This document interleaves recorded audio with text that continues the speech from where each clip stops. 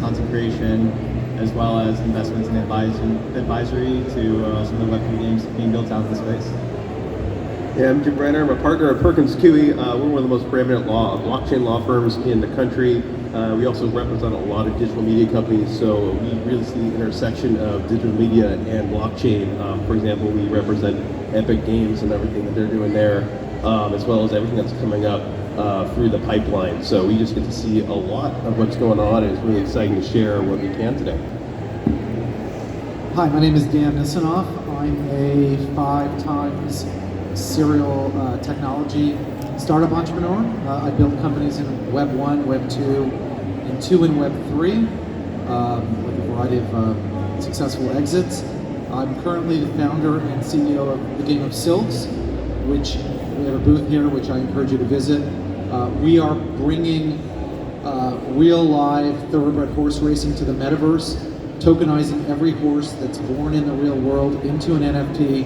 When you own that horse in our metaverse, whatever the horse owner, the owner of the in real life horse wins, you win the same thing, and you also get a percentage of whatever is bred from that horse. More on that later. My name is Patrick Comer, and I basically just follow Dan around today.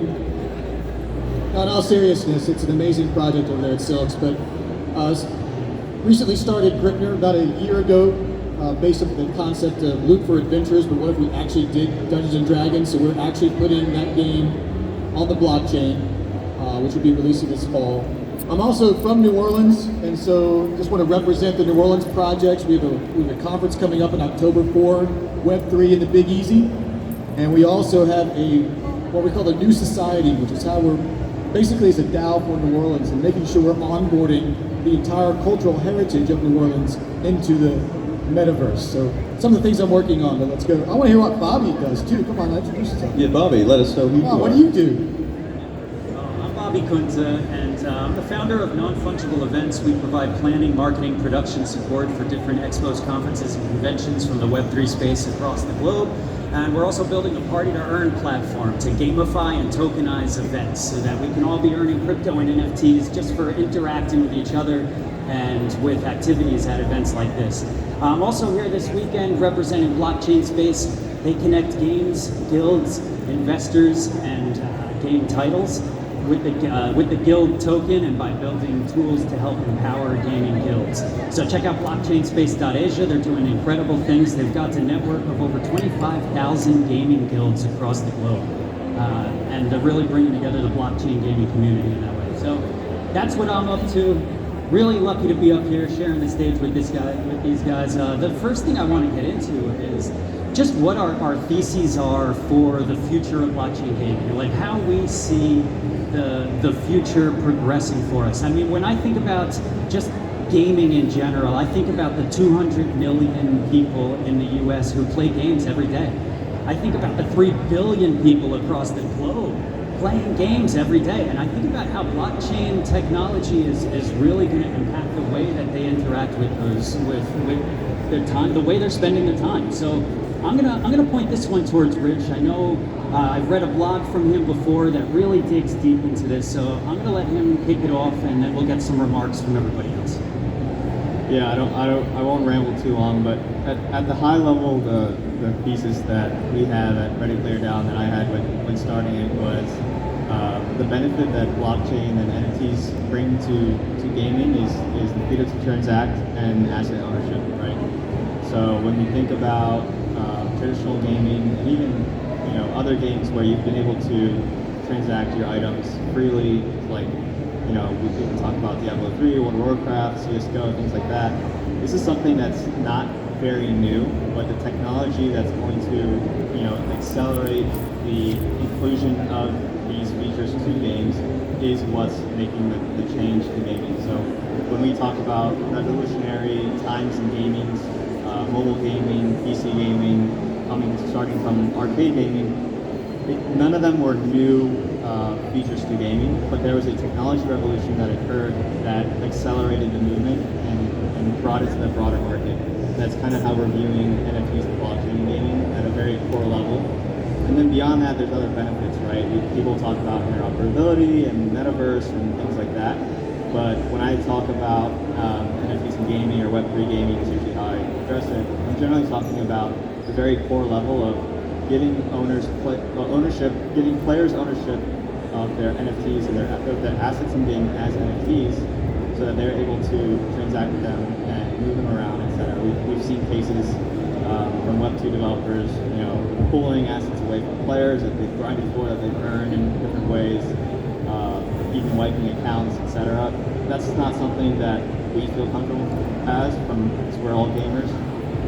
So seeing that change and that improvement to asset ownership in gaming is something that we're excited about. But I'm sure there's other opinions up here as well, so we'd love to hear from you guys. For me, it's the ownership aspect. It's fundamentally changing the way that we consume media. If you all remember back when your Nintendo NES digital system, you just got a game and you played, but with the benefit of the ownership, you can take your fun with you. So a lot of the interoperability. So we're going to think about how we interact with each other differently. I think it's more going to be. Remember when we were kids, we used to go play each other on the block. It's going to be a lot of feeling like that, where the games aren't really going to feel like games. They're just going to feel like we're commuting and we're interacting on the metaverse, and we're creating these platforms to allow you to do it. So if you want to play football, you can take your avatar that you own and represent you and play football on the metaverse. I agree. I think ownership is probably the most critical component of blockchain, and I think the frictionless ability to move assets and create a market for these amplifies the ownership component. So if you look historically, at a game like Fortnite, for example, where you're investing in skins and enhancements to your character, you don't really own that character. And the publisher actually doesn't want you to own that character, because that's how they make their money. If they allow you to monetize that asset, then you're basically usurping what they believe is theirs. By transferring the ownership and empowering the gamer to be able to actually develop and improve and enhance not only the functionality of their avatars, their characters, their assets within the game, but be able to monetize them, that takes things to a completely different level. And that empowerment is going to create an entire new body of gamers that all of a sudden are going to wake up and say, wow, this isn't just about nerding out on a game. It's about lifestyle, and it's about creating value and ultimately wealth. And so I think that that's going to be the catalyst for, where blockchain gaming is going to go. Well, Bowie, I like what you said, how big the game business is. It's bigger than movies in terms of revenue globally, much less in the US. But I think right now most of the games are being played on the blockchain were built and played by, let's say, natives to crypto, right? Where the number one thing is to earn. And so the next big challenge / opportunity is how do we make the games that are ready for everyone else who aren't interested in figuring out how to stake anything ever. And that's where I think the crux moment is. We're at this pre-browser stage. We don't yet have Netscape to show everyone how to use the web. It's maybe MetaMask, maybe other platforms are going to get closer. But right now, most people that I know are going to struggle with even buying crypto, much less doing something with it in a game. And so until we can cross that user friendliness threshold, I think we'll always be challenged with who these games actually made for and who can actually get in and use them and play with them in the first place. Yeah, absolutely, Patrick. Yeah, you're getting into the next topic 100% is obstacles to mass adoption, huh? Did you have a remark on that, Rich? No, I was going to say, actually one of the opposites of an obstacle is proof of attendance with NFTs. So I was at the Managed Society launch event yesterday, which is a game that's being built out by Dr. Suspect that has NFT founders passes. So the first, a group of 10,000 people who were the first supporters of this game are going to have these founders pass NFTs that are badges to prove that they were there at the beginning of the game. And it also gives them access to beta testing, to play testing, pre-alpha testing, providing feedback to the game as it's being built. And they're also building out in the open and using these NFTs as a way to tag the wallets that are working with them and that are helping them out, etc., and also be able to reward them back. So with other traditional Web 2 games, you can tell when someone's been since season 1, depending on maybe the skins that they got, but there's no way for the publisher to reward those players or put anything back into their game accounts, or it's just not happening currently, right? So in terms of like improved feasibility for rewarding community and empowering the community, I think that's another large side effect of the benefits of NFTs and blockchain.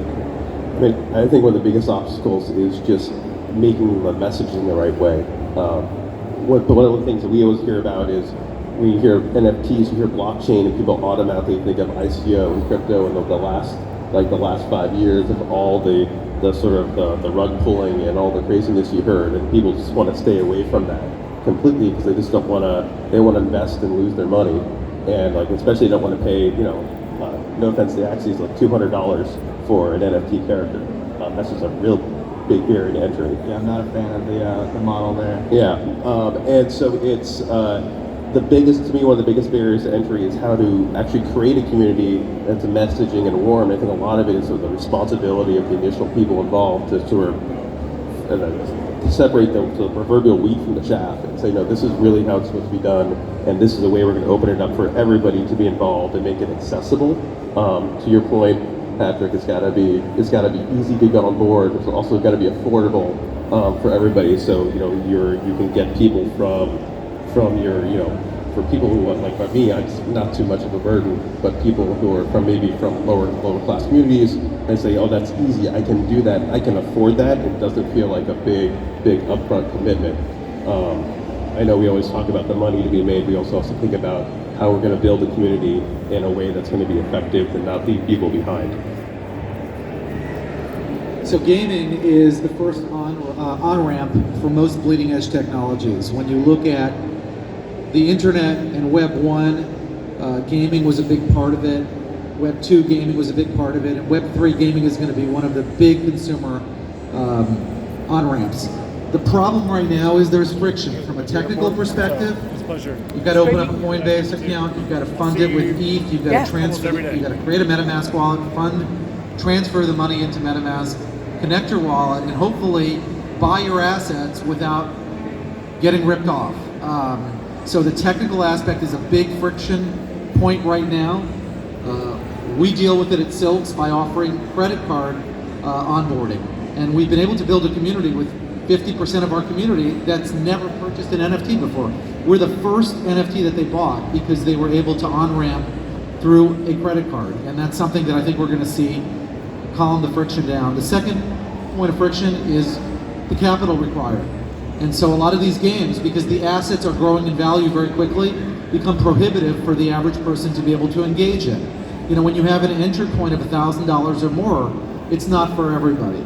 I think the solution to that is multiple entry points. And when we think about gameplay and we think about product development, we think about, if somebody can't afford a horse, can they afford a piece of land? Can they afford to syndicate a piece of a horse as opposed to buying the whole thing? Creating different entry points in your game for everybody is super important.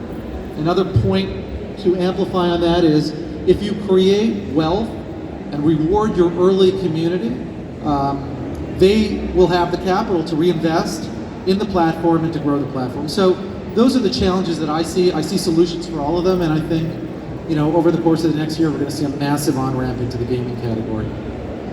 After that, we had a similar experience at New Society in New Orleans onboarding. We had to revert to credit card because a lot of our members were first-time buyers. It was their first ever It's a good NFT. presentation. And it's a struggle. The struggle is real, especially with how long it takes for you to actually put money into Coinbase and then let you use it for anything. It could be weeks on end.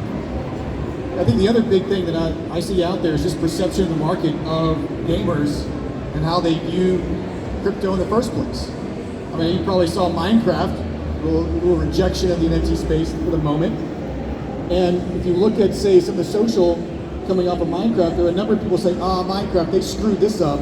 Now they're behind schedule. But just as many people are saying, thank God they're not going to let NFTs and capitalization into my game.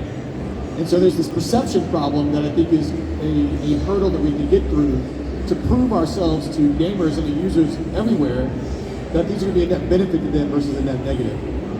And as the lawyer on the stage, I have to say the other big thing we need to do is we need to figure out the regulatory issues. The United States is well behind the curve. I think the United States and Canada are the only two countries that are treating all these things like securities, and there's I'm in on these calls. The SEC has given us no guidance, and it's just totally frustrating.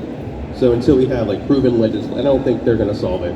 I think it's going to take an act of Congress, create a new body, a new regulatory body, for us to actually like figure out how to do this, so we don't have to, cost. I don't like charging my clients $300,000 to launch a project. It's absurd. So that needs to change.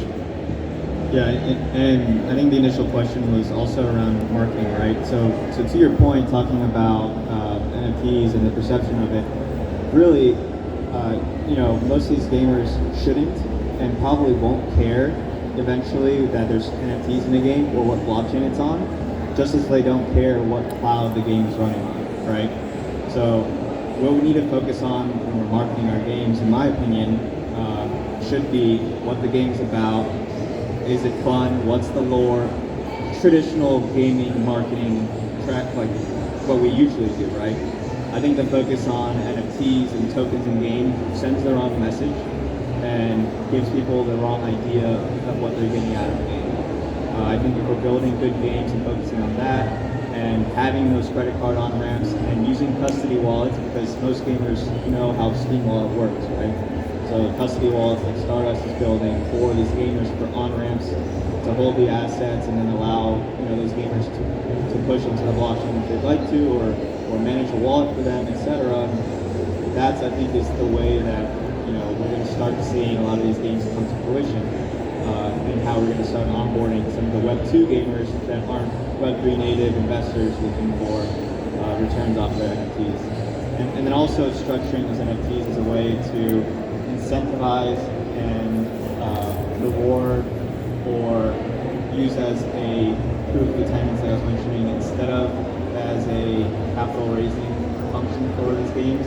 I think we'll also start to change that dynamic. Granted, every game is designed and built differently, so it doesn't work everywhere, but I think those are kind of the key points that we're going to start to see come out more and be made, and we're going to have more adoption from doing those investments. Absolutely, Rich. I echo that sentiment that there will be wider adoption when the utilities are even beyond the game themselves and beyond just the ownership that we all agreed with is at the forefront of our theses for the future of blockchain gaming. Is that ownership is at the heart of what is differentiating Web 3 from Web 2 is the ownership of that data. And the data in gaming is in the form of our game. It's in the form of our gaming assets. And I want to tell a really quick story. When we first got here, I was walking back from Starbucks down the block, and there was this family that came up to my co-founder and I. They said, "We got to find the NFT Expo. We've been looking all over for it." It was 3 generations of a family that flew out here from Colorado, a grandmother, the mother, and 2 kids. And they wanted to learn more about NFTs. The kid was saying, "I want to make an NFT, be like Elon Musk and be the richest and use the NFTs." And just seeing that was really exciting for me. And I sat and I had a conversation with this maybe 9 or 10-year-old kid about how he could own the assets in his game. And the tokens that he's earning in that game, he could trade for money. And he said, "Can I buy a Lamborghini?" I said, "There aren't enough tokens, man, And that is what's really driving all of our theses, I think, behind this. So, just to summarize what we said here, the ownership is what's going to separate things. We see these challenges, we see these obstacles to broader adoption, and the biggest ones are the technical hurdles. They're what's right in front of us, right? Getting people past the MetaMask wallet, getting people onboarded into the game. And then what about just getting all these gamers too that are in the Web 2 gaming? There's so many of them out there. We said some numbers before, 200 million gamers in just the US. Most of them are just not hip to crypto right now. So we've got a psychological barrier to overcome too, and we identified that in our discussion up here already. And then where we were taking this conversation, it seems like from there, is what are the other features and benefits besides ownerships that NFTs can really bring to gaming, and how they're going to help coalesce in that mass adoption that we want to see. So we started talking about some things like proof of participation, There could be special access to features in the game, governance utilities associated with helping to drive decision making and how the developers continue to develop this world. So let's direct that one towards Jim and let you drive it a little further. One of the things that's really interesting is the like the potential for interoperability between all these games. And what that really does, what it means to me is I can take my identity from one game to the other one. It doesn't matter where I play, you know that I look the same way or I feel the same way. So I can identify with a particular community, but it doesn't mean I'm stuck in that community, in that metaverse. I can go from community to community and still represent who I am and explore and meet new people, and they can understand who I am. So, but the technology is really cool because like there's things out there where people are now NFTing tattoos, which is really weird, but they're saying now you can take that tattoo and you can underline change your avatar, so your tattoo that you have on your shoulder is now on your avatar's shoulder. And so you can actually represent yourself better in that community. And then you can go, or you can just go from place to place. The other thing that's really cool I'm seeing is, to your point, you mentioned governance. So now you can actually have a say in what direction you want your game to go. So if you're upset that your character got nerfed, you can hold people accountable for that decision. Those are two of the areas I think are really, really interesting in the future of gaming for NFTs. Yeah, in terms of the virtualization of your character as well, the largest streamer currently is a VTuber. And if you don't know what a VTuber is, it's basically an animated. It's an animated right. It's not character. actually a person. It's a character, right? So I think that virtual experience of virtualizing yourself is starting to take off. And we're starting to see that a little bit in the streaming side of things. And also, one of the things about interoperability that I always want to call out when I'm talking is there's always this pushback around, oh, why would Call of Duty want to push their asset to Valorant or Valorant to Call of Duty? And I don't think that's what we're going to see. Right? No. That's not the thesis when we talk about interoperability. I think a lot of what we will see, though, is people taking their NFTs from the games that they love, they enjoy, and building additional lore around it, additional experiences around it. We're talking about user-generated content with the asset that you own in the game, that you have the IP rights to, and et cetera, et cetera. So if anybody knows about the whole loot NFT drop that dropped last year, that was super hyped up. That's literally why I'm here, is because of loot. So. Right, exactly, and that's the interoperability thesis, right? One thing, though, I did want to throw back to you is you talked about things you do like to see. I would like to hear from you the things you don't want to see as a lawyer as well. I know it's how long do we have? Yes, the list can go on forever. I mean, the things that I don't like is people that come and it affects the whole community as a whole. It's when people come in and they want to do things, they're like, I want to create, effectively described essentially a security that is a Ponzi scheme. And you see them all about, I'm not going to name people here who do it, but that's not healthy. You're talking about most of the play-to-earn gaming space. Oh, play-to-earn is its own thing, and I think it's its own challenging. I like the concept of play-to-earn. I think it has a lot of potential, but there's a lot of roadwork. There's a lot of roadwork left to be tread for how to actually do it in a way that's responsible for the society as a whole. There's articles out there for people like the Philippines that think this is a way to make money, and they're losing their shirts. So we have to be responsible with the technology we're creating in a way. The laws can only do so much. It's like the laws that only the people are behind the laws and how they use them is what's important. Well, I learned a lot about portability and its value within the game. As we were listening to our users, and if you play Dungeons & Dragons, you play at a table. And the two big use cases that came out listening to our gamers is, one, they want to be able to prove to other people what they actually did in the game. And then secondly, they want to go to other tables and use their same character that they've built up. And there's an issue of trust. If I take my 10th level fighter with all the magical goodies and I take it to another friend's house and say, look at my awesome character, everyone at the table may say, did you just invent this or did you actually earn this? So a lot of the value here is not trying to earn money. It's about proving that you actually did what you did. Absolutely. You can now take that asset somewhere else and say, yes, it's still worth what I say it's worth. Yeah, I'm working with someone that's creating a sports metaverse, and they're really excited about the fact that you can be in like a Super Bowl. and you win the trophy, then you can take that trophy and sort of, you're the only one with that trophy. You can like tout it around to your other places, saying, see what I won. You can't do that right now with anything else. That's great. There's a guild that's actually focused on skill-based games and quantifying the different skill classes that these games can help the player accrue for employability purposes. So if you can prove that you've got an incredible memory from playing a memory-based game, why shouldn't you be able to be employed by that skill? So with a blockchain-based game that is skill-based like that, we can also prove these skills. So I'm gonna get a college degree based upon gaming. I'm gonna play games for 4 years and get a degree. This is good stuff, y'all. It's gonna work. Gamer tags are coming back. I mean, remember, in this world, we are all measured by some quantifiable metric that represents our success, and I think to a large degree that's money. Yeah. And I think that we're going to see that poured over to gaming, where your success, your proof that you're the best player, which is, by the way, what exists in sports today, is the amount of money you make. So who's the best golfer in the world? The best golfer in the world is the one that has the best wins. And that's really the perfect segue here. I gotta respect the clock up here. We're gonna get into tokenization for a few minutes, and then we're gonna open up to some questions. But really, who's got the most tokens is really what you're saying. Who's got the most money? Who earned the most tokens? And right now, I mean, my take on it, my quick hot take is too many games are putting their tokens before the game itself. And maybe trying to raise capital with those tokens, or thinking about tokenomics before they're thinking about building an awesome game, which needs to be at the core of it. I mean, to me, I think we're thinking about it wrong. I think the tokens, we shouldn't be basing this on a scorecard of how much tokens we have. That's how we got ourselves in the situation we're in today. And we have a lot of people with a lot of tokens, or a lot of money, and a lot of people that don't have a lot.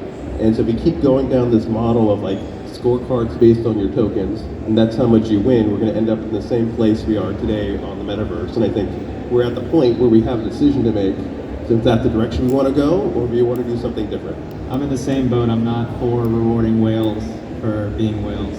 I would rather reward gamers for being gamers. And I think that's the direction we should go. And I don't think every Web3 game needs a token. I don't think you have to have a token to be a Web3 game or an NFT game. I think the core thesis is provability with NFTs for gamers being gamers. And sometimes the idea of having to have a cryptocurrency, a lot of these games are running away with it and losing sight of the initial benefit of blockchain, and it ends up ruining their games and their economy, which is what happened with Axie. And we've seen this in traditional gambling, so skill-based gambling. If you look at daily fantasy sports, they had a real problem when they came out because you had the fish and you had the sharks, right? Same thing with online poker. And when I look at, we talk about this all the time in our product development. When we look at silks and we address the real world and said, what's the problem in the real world of thoroughbred horse racing? The problem starts with our auctions. At 1 year old, 1 billion horses are sold. Guess who buys the most expensive, the best horses? The people with the most money. So the richest people in the world own the most valuable horses, which have the highest probability of winning. Now, it doesn't always work out that way. We decided to address that and take that out of the game by minting our NFTs of all these real-life horses in a blind drop, so that it doesn't matter how much money you have, you get 1 mint per avatar, you all pay the same price, and you're not going to know what you got till it's revealed. And somebody may get a horse that traded for $50,000 in the real world, and somebody might get a horse that traded for $1 million, and they all paid the same price. So that creates some democratization at the early stages of the game. But those with the most money can buy the most horses. They can in the secondary market, yes. Are we to the conversation? Do you want to open up for questions to the team? Patrick? I love Q&A. I do too. Let's do it. All right, folks. I don't know where we got a microphone out there. Right here, waiting for you guys. If we've got one at all, do we got a runner out there? I got you right here. Cool, all right. I see a hand. It's very bright out there. Hi there. Thank you guys very much for the great panel. As game developers, a lot of people have accepted the fact that blockchain is a terrible technology to try to build a game on. What do you guys advise game developers on for trying to overcome that hurdle for the costs and the kind of the technical limitations that most blockchains have in trying to run a big game with lots of interactions, lots of calls out to the chain? In my personal opinion, the only aspects of the game that need to be on chain or should be on chain is the transactions behind the NFTs themselves. So the whole we have to build a game on chain is actually just making everything way more difficult for the developers. I come from a tech background and did a lot of data stuff before starting Ready Player Now. So I know exactly how that works and the extreme limitations that come with trying to shove a bunch of data on a block, which is one of the most expensive items from blockchains. While there are a lot of like very Web3 focused and like hardcore evangelists in Web3 that are building games fully on chain, I don't think that's a requirement to be a blockchain game or an NFT game, etc. I think that the chain is there to protect users' assets and transactions and nothing more. Think of like the blockchain as the ability to if you're thinking World of Warcraft and you're like all your inventory, that's what you own is on the blockchain, but that doesn't require the whole game to be on the chain. That's so inefficient. Better said than my rant. Right. I think I agree with you, Rich. I can tell you from experience, having raised a lot of capital and talking to a lot of VCs in the space, you get two different types of people. You've got the purists that want to see the game completely decentralized, and I agree that that's completely inefficient. But there is a whole school, there's a whole body of people out there that they won't consider a game a blockchain game unless it's completely decentralized, which requires pushing all the data to the token, which is very expensive when you move the token around, I know. So we do it very differently. We originally were going to do it completely decentralized, and now we're finding that balance to create efficiency. We solved it because it's Dungeons and Dragons and it's imagination in your mind. And so there is no game development for the actual game itself. It's only for minting the beginning of a session and minting the end of a session. Everything in between is all our mutual storytelling and imagination, which is kind of crazy when you think about it. We're actually minting our imagination back onto the chain, but that's what's happening with Dungeons and Dragons.